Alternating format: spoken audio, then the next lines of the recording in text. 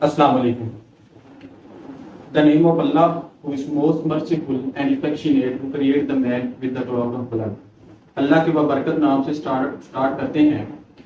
Students, امید ہے آپ خیریت سے ہوں گے. اور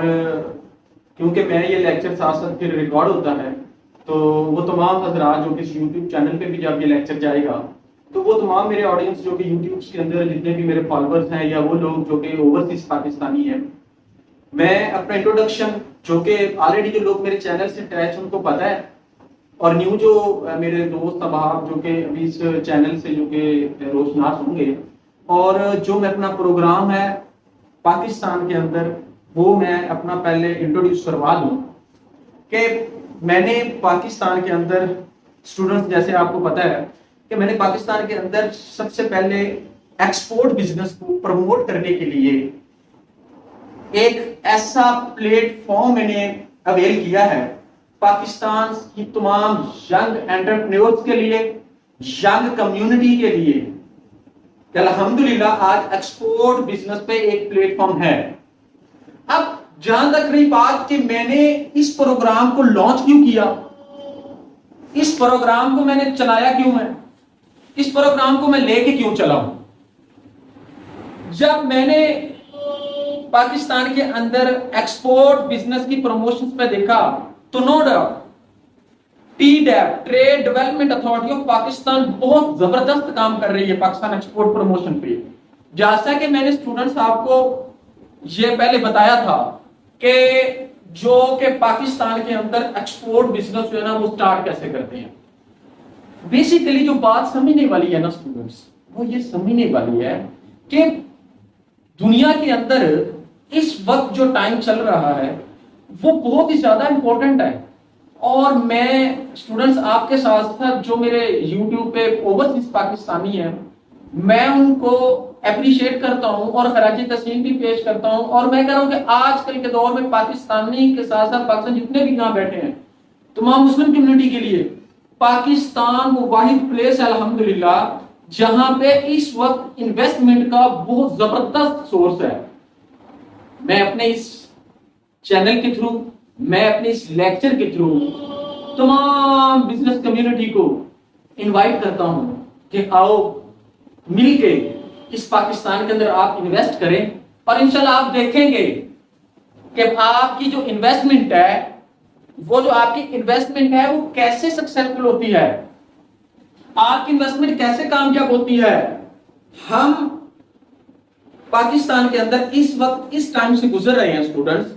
کہ اس وقت جو سی پیک ہے الحمدللہ وہ کامیاب ہو گیا ہے.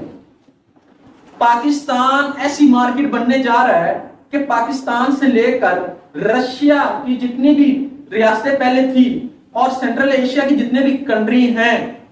وہ سارے کے سارے اب سی پیک کے تھرو افغانستان کے اندر پاکستان کے ساتھ اٹیچ ہوں گے، اور انشاءاللہ یہ تجارت کا ایسا ہب بنے گا کہ پوری کی پوری دنیا کے اندر تجارت کا ایک مرکز ہوگا. آؤ ینگ کمیونٹی، نوجوان طبقہ جتنا بھی ہے، اسٹوڈنٹس میں ایک اکثر بات کرتا ہوں کہ یہ جو پروگرام ہے نا، یہ پاکستان ایکسپورٹ اویئرنیس پروگرام، کہ یہ جو ایکسپورٹ کا بزنس ہے،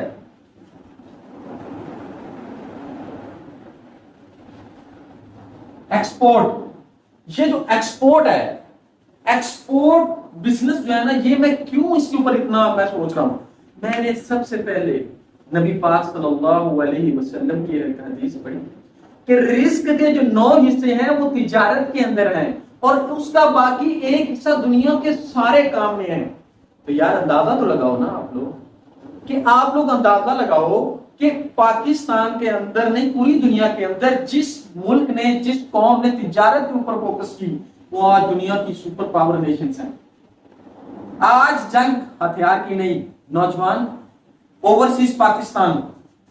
آج ہتھیار اکنامک کی ہے، آج جنگ اکنامک سچویشن کی ہے. میں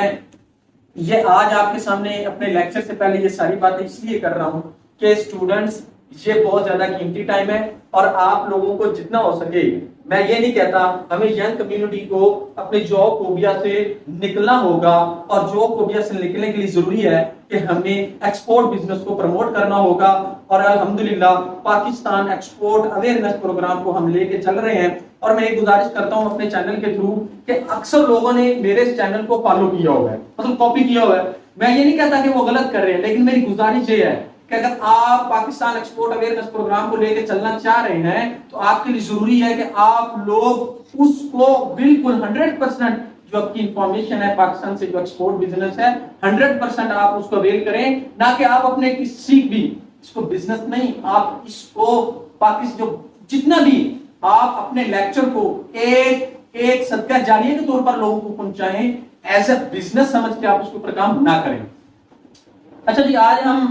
میں اپنے لیکچر کو ڈسکس کرنے سے پہلے یہ بات کروں گا کہ میں سب سے پہلے پاکستان کے جتنے بھی ادارے ہیں, جیسے کہ پاکستان آرمی ہے, پاکستان کی ISI ہے, پاکستان کی سیکرٹس ادارے ہیں, میں ان کو سلام پیش کرتا ہوں کہ ان کی بدولت آج پاکستان کے اندر اتنا اکنامک سچویشن زبردست لیول پہ ہو گیا ہے کہ انہوں نے انٹرنیشنل انویسٹمنٹ کو اتنے اچھے طریقے سے سیو کیا ہوا ہے. پاکستان کی پولیٹیکلز جتنے بھی سسٹم ہے وہ ایک بہتر طریقے سے چل رہا ہے, اور وہ تجارت کے اوپر بڑا کام کر رہے ہیں, ٹریڈ کے اوپر بڑا کام کر رہے ہیں. تو آج ہم جو ڈسکس کرنے لگے ہیں وہ ہے, آج کا جو ہمارا ٹاپک ہے وہ ہے ہمارا آج انکوٹ ٹرمز. آج کا جو ہمارا ٹاپک ہے وہ ہے انکوٹ ٹرمز. اسٹوڈنٹس جو میں آپ کے ساتھ ڈسکس کرنے لگا ہوں وہ ہے انکوٹ ٹرمز, انٹرنیشنل کمرشل ٹرمز. اب بیسیکلی میں نے آپ کو اپنے لیکچر کے اندر یہ بتایا تھا کہ جناب جب سب سے پہلے آپ نے ایز ایکسپورٹر رجسٹرڈ ہونا ہے, ایز ایکسپورٹر رجسٹرڈ ہو کے آپ لوگ کیا کرتے ہو کہ اس کے بعد آپ نے یہ کرنا ہے کہ آپ نے اپنا آپ نے کچھ ان کے ساتھ جب رجسٹرڈ ہو جاتے ہیں آپ, اس کے بعد آپ کسی کے ساتھ جب آپ کو بائر مل جاتا ہے تو آپ اس کے ساتھ اپنا ریٹن ایگریمنٹ کیے. میں نے آپ کو سیل کانٹریکٹ بتایا, میری ویڈیوز کے اندر بھی ہے, میں نے آپ کو کوٹیشن لیٹر بتایا, میں نے آپ کو سارے لیٹرز بتا دیے. جب ہمارا کانٹریکٹ فائنل ہو گیا, بات یہ آ جاتی ہے میری سیلر اور بائر کے درمیان کہ اب ہم نے پروڈکٹ ایک کنٹری سے دوسرے کنٹری بھیجنی ہے. تو تب اسٹوڈنٹس ہمیں ایک ایسی ٹرمز کی, ایسی کنڈیشنز کی ضرورت پڑتی ہے کہ بائر اور سیلر دونوں سیو ہو جائیں. اب بات یہ ہے کہ یہ جو ایکسپورٹ بزنس کے اندر incoterms, international commercial terms, یہ جو انکوٹ ٹرمز ہیں یہ اتنی ضروری کیوں ہیں, مطلب ان کا کیا رول ہے ایکسپورٹ کے اندر. اگر ہمیں انکوٹ ٹرمز کا نالج نہیں ہے تو ہمیں نہ تو سیلر یعنی کہ ایکسپورٹر اور نہ ہی ہمیں بائر یعنی کہ امپورٹر, ان دونوں کے جو پروڈکٹس کو ایک کنٹری سے دوسری کنٹری تک لے جانے کے لیے جتنی بھی کنڈیشنز ہیں ان کا ہمیں نہیں پتا ہوتا. تو انکوٹ ٹرمز ہمیں بتاتی ہیں کہ جو سیلر ہے وہ کتنا سیو ہے اور بائر کتنا سیو ہے. مطلب یہ ہے کہ اسٹوڈنٹس انکوٹ ٹرمز کے اندر تین چیزیں جو مسٹ ہوتی نا وہ ہم ڈسکس کرتے ہیں. اب تین چیزیں کون کون سی ہیں؟ فرسٹ آف آل میں آپ کو بتا دیتا ہوں کہ جو انکوٹ ٹرمز ہیں یہ ان کا ابتدا کب ہوا.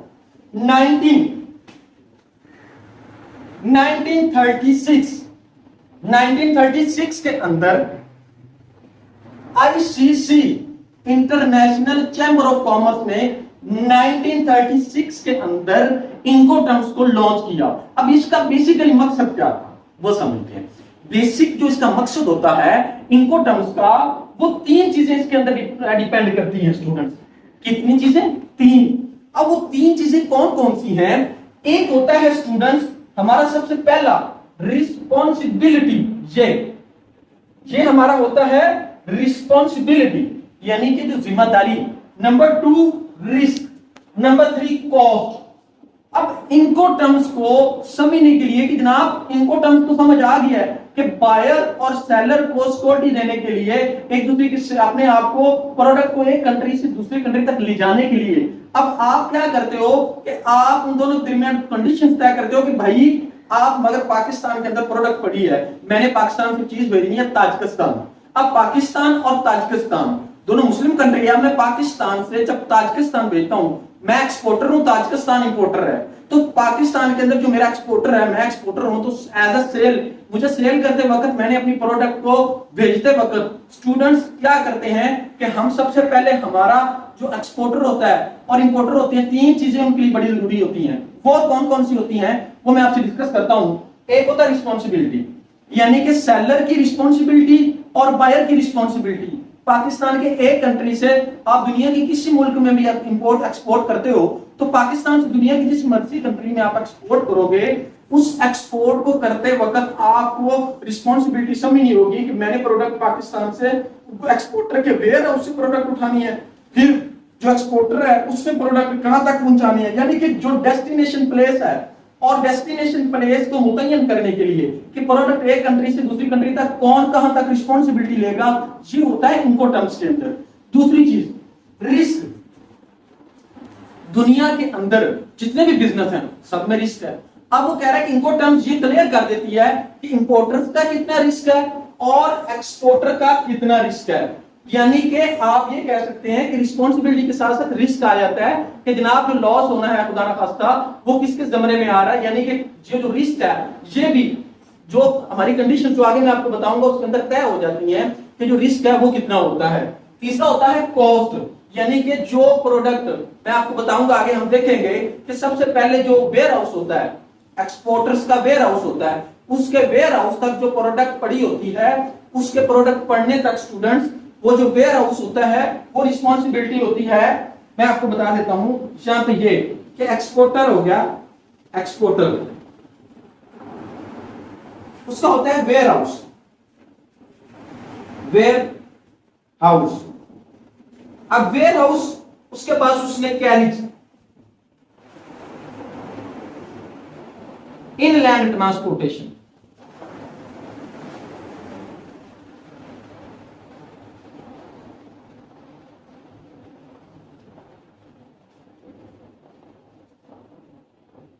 اب ویئر ہاؤس ہو گیا، کیریج ہو گیا، ان لینڈ ٹرانسپورٹیشن ہو گیا، اس کے بعد کیا ہو گیا، فریٹ فارورڈ ہو گیا، فریٹ فارورڈ،